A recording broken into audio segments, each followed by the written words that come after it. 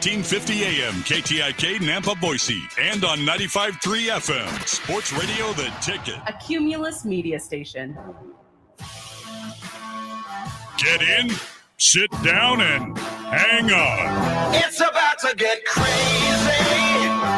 It's about to go down. This is Idaho Sports Talk with Prater and the Ball Game. It's about to get crazy. It's gonna be loud. This is us. We do what we wanna. We'll go the roof up. Everybody's coming. It's about to get crazy. On Sports Radio 95.3 FM and 1350 AM, The Ticket. It's time for the Bronco Nation News Report with four-time NSMA Idaho Sports Writer of the Year, BJ Rains.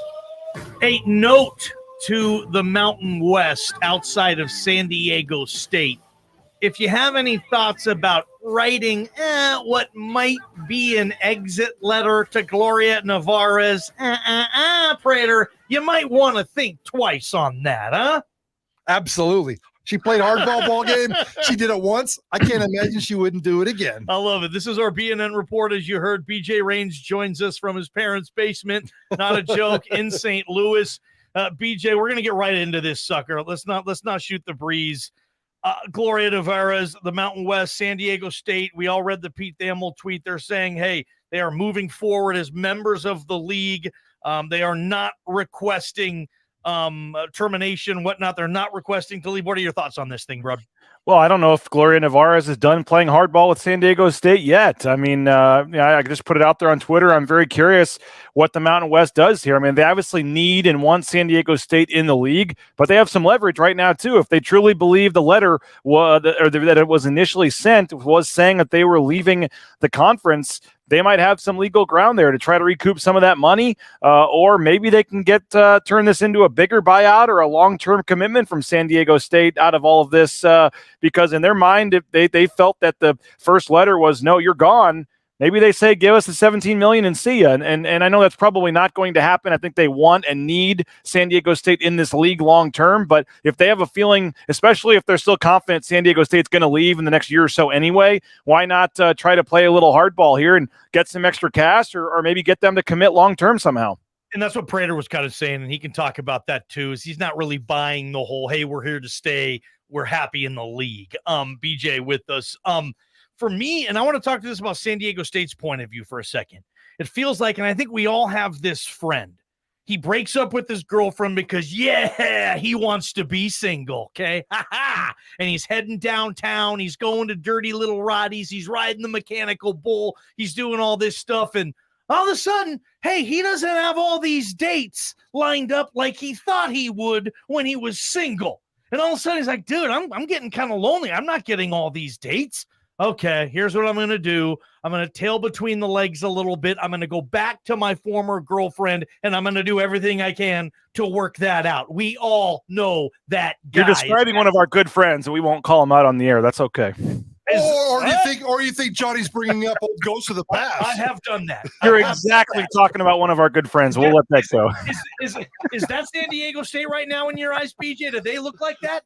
I mean, they don't really have any other options. So if they do, I mean, I don't think, so what? They'll put the egg on their face and they'll deal with the fan bases getting all over them at basketball games this year and football games, and it'll still be a big topic at media days. But the San Diego State doesn't have a choice. I mean, they jumped the gun a little bit. Like I said, I still think this is much to do about nothing. I think they're just going to wait another month or two till the TV deal gets done, and then they'll get their offer and they'll still be gone, maybe even by the time football season starts anyway. So who knows? I don't think they thought that they were quite ready to take that gamble and tell the Mountain West they were for sure leaving if they don't know they're for sure going to have an offer. And so you do wonder if they got, I know that the Pac-12 has said we're not going to offer until we have a new TV deal. But there's back channeling stuff going. There's conversations happening. You would think San Diego State would have some idea where they stand in all of this. And so it is a little surprising, I guess, from that standpoint, that you would have thought maybe the Pac-12 said, yeah, we're feeling pretty good about this. You're going to get our offer once we get this TV deal done.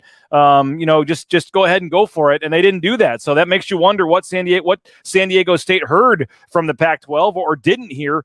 And so maybe that's not the case. case. But I still think in 6 months they're going to be in the, having an offer and accept that they're going to the Pac-12 anyway. So I don't, but maybe, like I said, if that were the case, maybe they would have taken the jump and not had to worry about the exit fee. Lawyers will get involved. They'll probably still meet somewhere in the middle. And, maybe this is, like I said, maybe they're still out of here by next summer. Who knows? But I think there's a lot still to be figured out. But I do think it's interesting that, they're talking to the Pac-12. They're still getting some guidance. And if they decided today they weren't ready to announce they're leaving, that might mean something behind the scenes. BJ Rains, Bronco Nation News Report. We do it every Friday right here on Idaho Sports Talk, 4 o'clock, getting BJ's perspective on Boise State athletics. And he's taking us all. We're all going to Vegas for Mountain West Media Days in a couple of weeks. We're going to have more on that information later on, BJ. Can't wait to get the team down there to work with you and KTIK and Idaho Sports Talk and put all these people together. Hey, you and I are on the same page here, except for one thing, the accelerated timeline. I think it's all going to happen by media days in a couple of weeks. The Pac-12 is, I think, the Pac-12 media days are in LA now, but Boise or the Mountain West is in Vegas.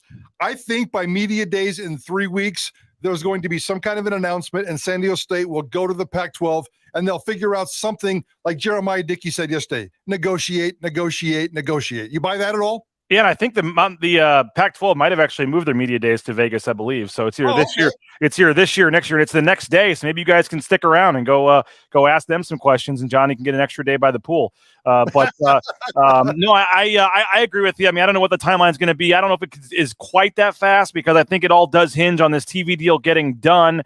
And someone else had tweeted, I don't know if it was Brett McMurphy or somebody, that they're hoping by media days to have a more, a better look or idea of the TV deal, but they weren't sure it would be done by then. So again, obviously lawyers are going to get involved in this. The buyout is either 1734, probably somewhere in the middle. It's the whole thing about, them wanting less money anyway because of what they paid for the, what they helped the conference do in terms of basketball, $10 million they gained for them. But again, I wonder if the Mountain West, and again, maybe the Mountain West knows they're leaving anyway. So does that give them more reason to play hardball in this and say, no, we're keeping your $6 million from last year. Your president's still off the board, and we'll play out this year and then you're gone. But again, if that's not the case, maybe they should take it, because if San Diego State still wants to leave by next year, that buyout is higher. And so maybe it would actually be better for the Mountain West to let them stay now and then play hardball if they still try to leave by next year and try to get even more money out of them. I think there's a couple different ways the Mountain West can handle this. To this point, Gloria Nevarez, I think, has played it perfectly, has played hardball, has taken the stance. I mean, the Mountain West, by the way, guys, has never made one comment on this. We haven't heard Gloria Nevarez make one statement. There's been nothing. All we saw was the letters that went public from San Diego State, which, Prater, the newspaper business, and I saw a lot of people commenting on this. Usually to get letters like that or things that are that public, it's a minimum of like 10 business days. It takes 3-4 weeks sometimes to get that stuff. I thought it was kind of curious, as others did, that San Diego State was so willing to release those letters so quickly via the public records requests and things. And so those letters were all officially out there. I don't know what's going to happen. I still think ultimately in the next year or two, San Diego State is not in the Mountain West. And does that make the Mountain West want to play more hardball, or just take the money they can get when they can and move on? I think a lot's still left to figure out. BJ Rains, what have we learned about Gloria Nevarez since she took this job? I mean, she came in and so she was happy, and everybody loved everybody because she was new.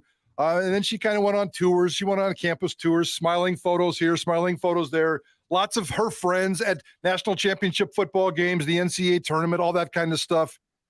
And then all of a sudden she's out here playing hardball, real hardball, definite hardball. And maybe she's going to play hardball in the future. So I think we've seen some different sides of her spectrum. What have you taken away? What have you learned about Gloria Nevarez over the last 6 months? Well, when she got the job, there were some people concerned she didn't have maybe the football experience, at least in the WCC. She had it at previous spots before that. But then, I think that some people said, she just caved to Gonzaga to keep them in the conference, and did some things they wanted. What would happen if a situation like this arises? I mean, the first San Diego State rumor was like a month after she got the job or something. I mean, or a couple of weeks, or even maybe before she even took over. I mean, it was right away when she was in Boise for one of those basketball games in January, I think it was, and it was already a topic we were all grilling her about, with San Diego State maybe leaving. So again, she hasn't actually commented on this since all this happened, since the letters came out. She's going to have a lot of interested folks, including all three of us, in the room when she talks in a couple of weeks in Las Vegas to hear what she's willing to say. But at least based on the letters that we've read, she handled it properly. She said she's trying to do what's best for the Mountain West in terms of the money and playing hardball and not giving in to anybody. And so again, we'll see. If the public comments are different. What ends up happening once they stay? I'm still wondering if the Mountain West at some point is going to make any kind of statement today, or if we're going to hear anything before media days. But I think she's done a pretty good job. I mean, this has been probably not ideal when you take over, that this is what you're dealing with right off the bat. And I think, like I said, publicly, at least with the letters and things, it looks like the Mountain West handled it as the best they could have to this point. But I just wonder what's next. I wonder if she, says, okay, we're happy to have you back for as long as you want to stay, or if she says, no, we want your money, and see what happens. That's really interesting. BJ Rains with us, BNN Report. You don't have to expand too much on this question, BJ, because I don't know how close you are with the Pac-12 conference, but would this scare you if you're a Pac-12 fan? Did maybe George Kliavkoff tell San Diego State something like, hey, man, we are in no position to offer you anytime soon right now. We got a whole bunch of our own crap that we're worried about. Would you be concerned for the Pac-12 and all this? Well, yeah, that was one of the first things I said when we started the segment, is what you would think that San Diego State is talking to those people and saying, hey, what is going on here? We have to know by midnight tonight. Are we getting in or not?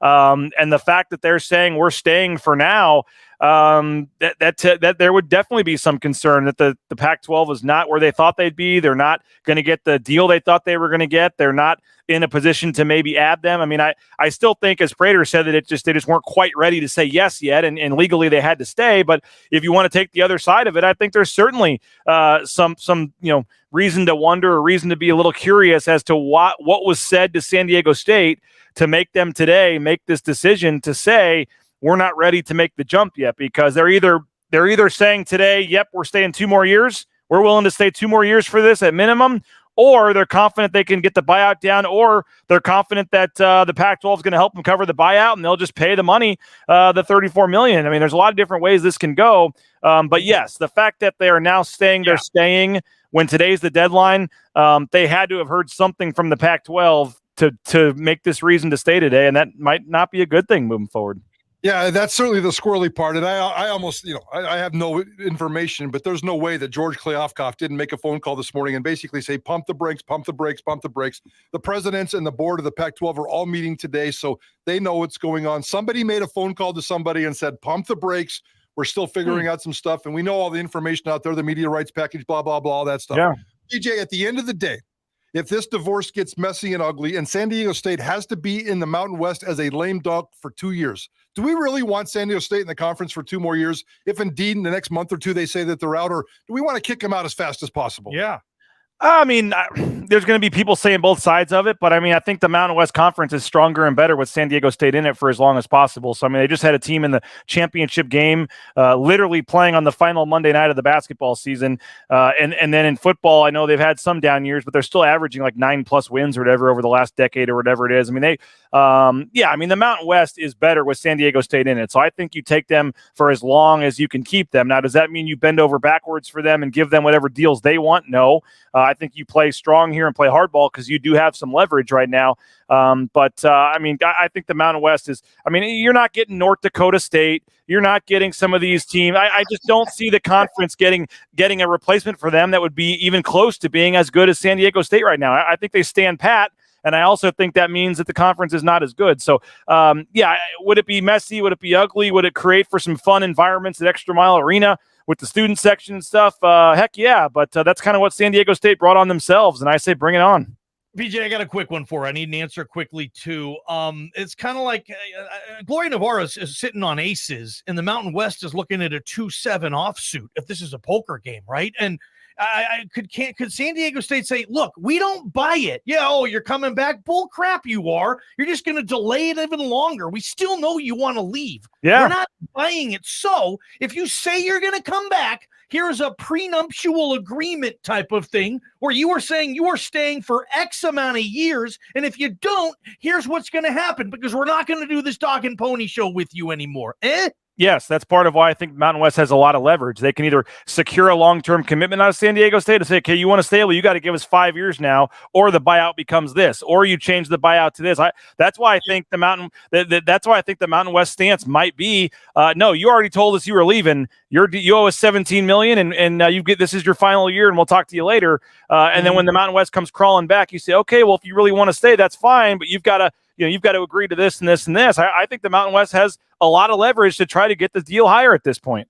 I want that to happen so Gloria, bad. Gloria, Gloria, man. If that happens, I love her. If that happens, we're going to change our station theme music to that song, even though it helped the St. Louis Blues win a Stanley Cup a few years ago. You know, that's the first thing. I'm the only person listening that thinks of the Blues when that song pops on, but I'll take it. BJ, enjoy the 4th of July, man. Okay, and I did confirm today quickly, you mentioned Vegas, that your Tuesday show before media days, man, get the body ready, get the suit ready, Johnny. You will be outside at Stadium Swim in the cabana broadcasting your show that day. So that's going to be a fun one, man. Appreciate you working that. Again, we're so pumped for Las Vegas. BJ, you're the best, man. Thank you, man. Have a good 4th of July, guys. Talk to you next week. All right, have you been to a Boise State football game? Have you been to a Boise Hawks baseball game? You notice Blitz the T-Dog, Blitz the Bat Dog? Well, who handles Blitz? Who owns Blitz? Positive Pets, Devin Martin. We're going to get fun with this one. Anybody who likes the little doggies, you're going to love this segment. Prater on the Ball Game, Idaho Sports Talk. From the Beacon Plumbing